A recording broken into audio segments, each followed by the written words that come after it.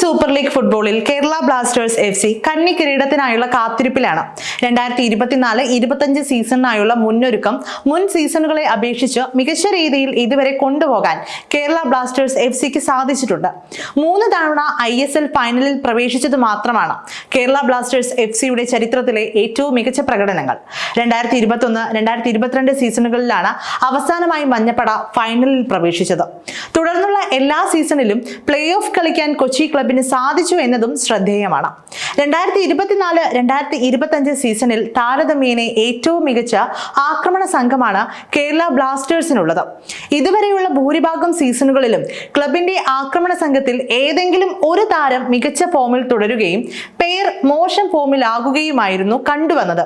എന്നാൽ 2024-25 സീസണിൽ അതായിരിക്കില്ല എന്ന സൂചനയാണ് 2024 ഡ്യൂറൻ കപ്പിലൂടെ ലഭിച്ചത്.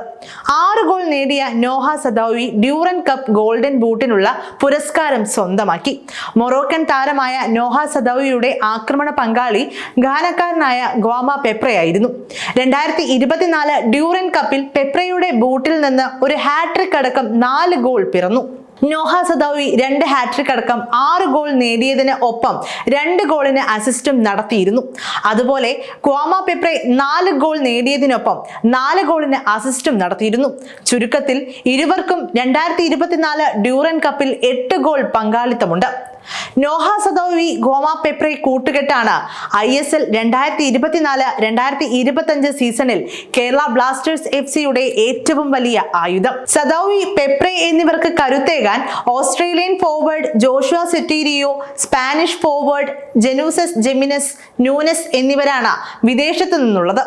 ജിമിനസ് ടീമിനൊപ്പം സെറ്റാവാൻ സമയമെടുത്തേക്കും എന്നതിനാൽ ISLൽ തുടക്ക മത്സരങ്ങളിൽ നോഹ പെപ്രെ കൂട്ടുകെട്ട് തന്നെ മഞ്ഞപ്പടയുടെ മുന്നേറ്റം നയിക്കും. മുഹമ്മദ് ഐമൻ, ഇഷാൻ പണ്ഡിത, ശ്രീകുട്ടൻ MS തുടങ്ങിയവർ പകരക്കാരുടെ ബെഞ്ചിൽ നിന്നും എത്തും. മധ്യനിര ഉറുഗ്വൻ പ്ലേ മേക്കറും ക്യാപ്റ്റനുമായ അഡ്രിനാൽ ലൂണയുടെ നിയന്ത്രണത്തിൽ ഭദ്രമാണ്. മികച്ച ആക്രമണ സംഘം ഉള്ളതിനാൽ ഈ സീസണിൽ അഡ്രിയാൻ ലൂണയുടെ ജോലിഭാരം കുറയാൻ സാധ്യതയുണ്ട്. ഫ്രെഡി ലാലാമാവ, ബിബിൻ മോഹനൻ, ഡാനിഷ് ഫറൂഖ് ഭട്ട്, രാഹുൽ KP, ബ്രൈസ് മിറാണ്ട തുടങ്ങിയവരും അണിനിരക്കുന്നതാണ് ബ്ലാസ്റ്റേഴ്സിന്റെ മധ്യനിര.